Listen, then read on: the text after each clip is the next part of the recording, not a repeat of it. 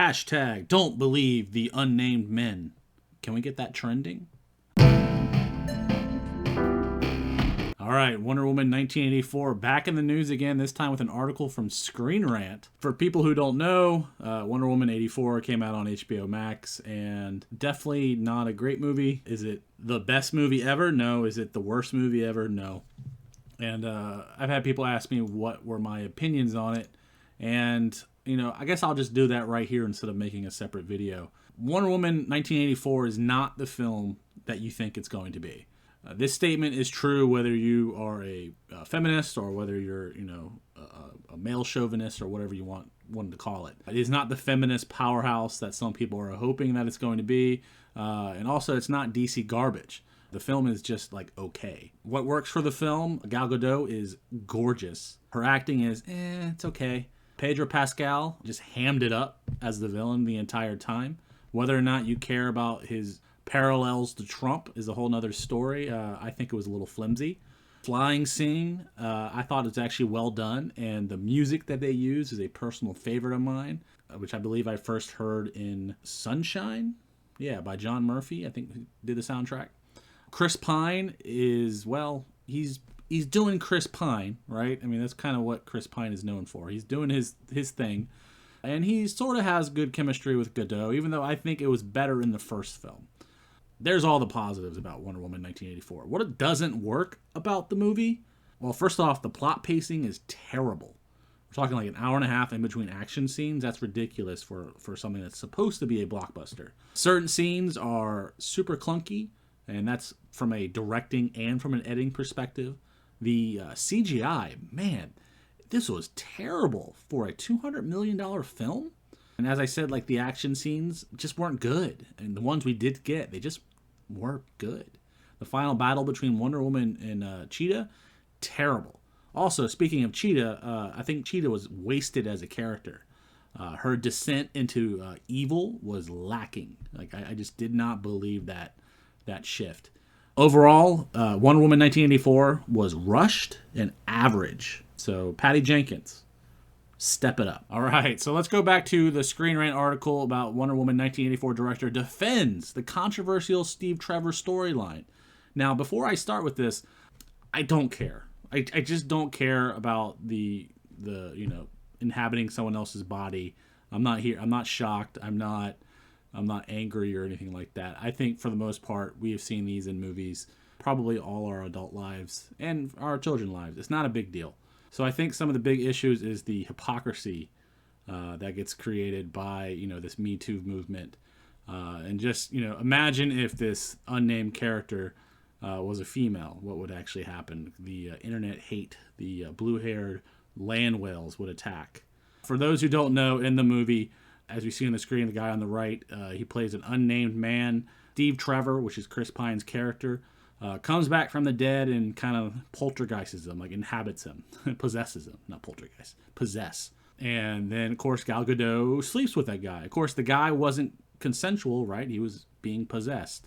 Well, Patty Jenkins made a comment on someone's Twitter post defending this body swap thing. So it's interesting. Let's go ahead and see what she says. Wonder Woman 1984 director Patty Jenkins justifies their decision to have Steve Trevor use an unknowing man's body in the sequel. The filmmaker returned to the DCEU and reunited with Gal Gadot following their first venture in 2017's Wonder Woman. But while the original movie had general positive feedback from both viewers and critics, its follow-up has quite a different reception. Well, yeah, and the reason why is because it's not a good movie. Not that Wonder Woman 1984 is bad, it's a good escapist movie full of hope and optimism, but the standards set by its predecessor were just too high that anything below that felt like a disappointment. I don't actually believe that one bit. The first film was good. I don't know if it set those standards that high. I mean, I still think the first film had issues in the third act. I don't know exactly what this standard is. I think they're trying to set up a thing where it says, well, it wasn't as good as the first one, it was bound to fail. The most common criticism of the DCU project was its convoluted storyline. Yes. It simply had too much going on. Well, it had too much going on? What? Nothing was going on. That was the whole point. The stuff that was going on, nobody cared about. And it could have worked better if it had more streamlined story. Yes. That said, one of the most controversial creative choices in the film was the manner in which they brought back Steve after Diana secretly wished for his resurrection to the Dreamstone. Instead of a straight-up return, Wonder Woman 1984 made it a bit more complicated when he showed up in another man's body. As established in the film, that unnamed man has a life of his own, and yet he's unaware that someone who died during World War I was inhabiting his body. Let's go straight to the tweet. So the tweet is Patty Jenkins saying, haha, exactly. And this is a tweet by Dustin Phillipson. And this is his defense of Patty Jenkins and Wonder Woman 1984, the use of the body swap trope.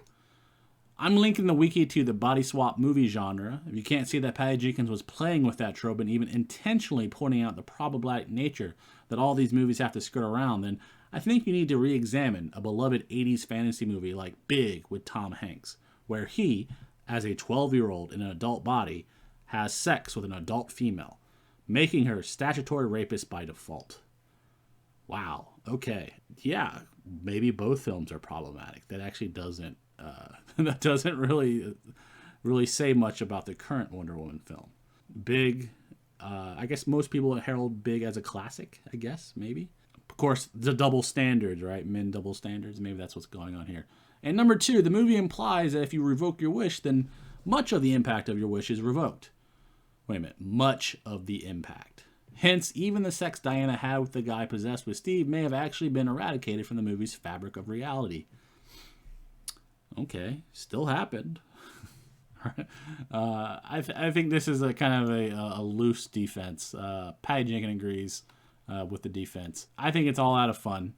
Listen, it's a movie. It's fiction. It's not supposed to be good. Some people are a little outraged that they're defending this. Listen, I don't think Patty Jenkins meant anything by it. It is a trope. It is from the 80s. Obviously, Wonder Woman 1984.